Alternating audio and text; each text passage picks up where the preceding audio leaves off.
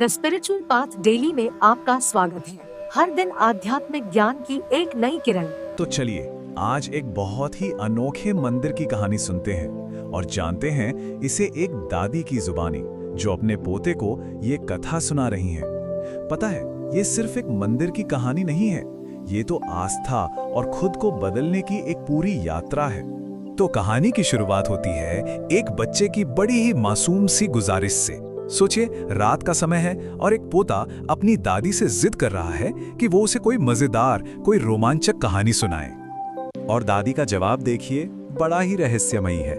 वो कहती हैं कि आज वो एक ऐसे मंदिर के बारे में बताएंगी जहां पहुंचने के लिए भक्तों को पहले खुद को बदलना पड़ता है। अब सोचने वाली बात है ना? आखिर ये कौन सी जगह हो सकती है? तो चलिए फिर दादी की इस रहस्यमयी कहानी में थोड़ा और गहरे उतरते हैं और पता लगाते हैं कि वो आखिर किस मंदिर की बात कर रही हैं। तो दादी बताती हैं कि ये मंदिर कहीं और नहीं बल्कि पहाड़ों और एकदम घने जंगलों के बीचों बीच छिपा हुआ है और इसका नाम है सबरीमाला, वो जगह जहां भगवान अयप्पा विराजमान है। लेकिन देखिए इस मंदिर को पूरी तरह से समझने के लिए ना सबसे पहले यहाँ के जो देवता हैं भगवान अयप्पा, उनकी कथा को जानना बहुत जरूरी है। तो सवाल उठता है भगवान अयप्पा हैं कौन? तो मान्यताओं के हिसाब से उन्हें भगवान शिव और भगवान विष्णु के स्त्री अवतार यानी मोहिनी का पुत्र माना जाता है। मतलब उनकी उत्पत्ति की कहानी ही अपने आप में एक बहुत दिव्य कथा है। कहते हैं कि भगवान अयप्पा के दो सबसे प्रमुख कामों ने इस जगह को इतना पवित्र बनाया। पहला तो ये कि उन्होंने महिषी नाम की एक राक्षसी का वध किया था और दूसरा उन्होंने ठीक उसी पर्वत पर कठोर तपस्या की थी जहां आज ये मंदिर बना हुआ है। और हाँ, बिल्कुल जैसा दादी ने अपने पोते को बताया, ठीक उसी तपस्या वाली जगह पर आज ये इतना भव्य सबरीमाला मंदिर खड़ा है। तो ठीक है, मंदिर और देवता की कहानी तो हमें पता चल गई, लेकिन भक्तों के लिए यहाँ तक पहुँचना जरा भी आसान नहीं है। सच कहूँ तो ये यात्रा बहुत ही कठिन होती है।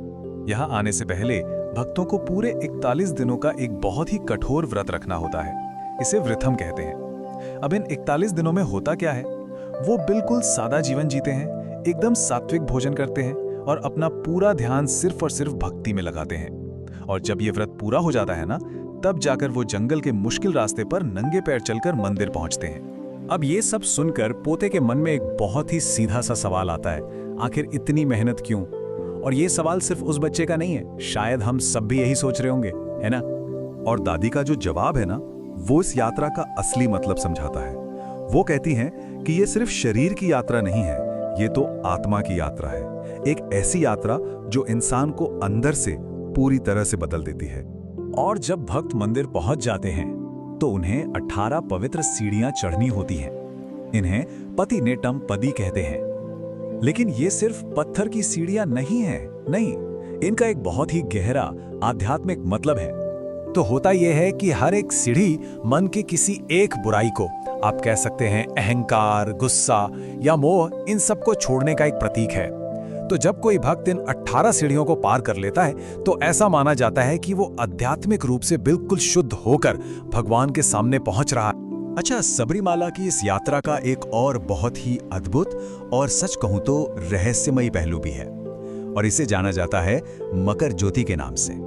होता क्या है कि हर साल मकर संक्रांति के दिन यहाँ आसमान में एक दिव्य रोशनी दिखाई देती है, बस इसी को मकर ज्योति कहते हैं। और इस एक दिव्य घटना को देखने के लिए कितने लोग आते होंगे? अंदाजा लगाइए, लाखों लोग। ये संख्या अपने आप में बताती है कि लोगों की आस्था इस घटना से कितनी गहरी जुड़ी हुई है।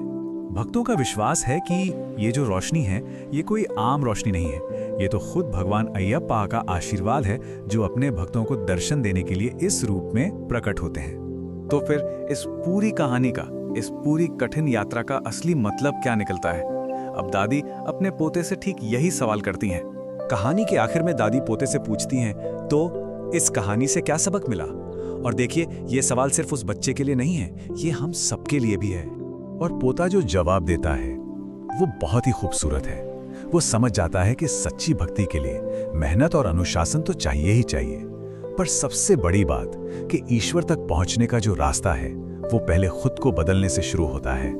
और बस इसी खूबसूरत सोच के साथ ये कहानी खत्म हो जाती है। ये सिर्फ एक मंदिर की कहानी नहीं थी। ये तो आस्था, अनुशासन और खुद को बेहतर बनाने की गहरी सीख थी, जिसने एक बच्चे के दिल में अपनी जगह बना ली। तो आखिर में एक सवाल जरूर मन में आता है कि क्या ऐसी यात्राएं हमें सिर्फ एक मंजिल तक ले जाती हैं या फिर हमारे ही अंदर एक नए सफर की शुरुआत कर देती हैं। द स्पिरिचुअल पाथ डेली पर हमें देखने के लिए धन्यवाद। कृपया लाइक करें, शेयर करें और सब्सक्राइब करें।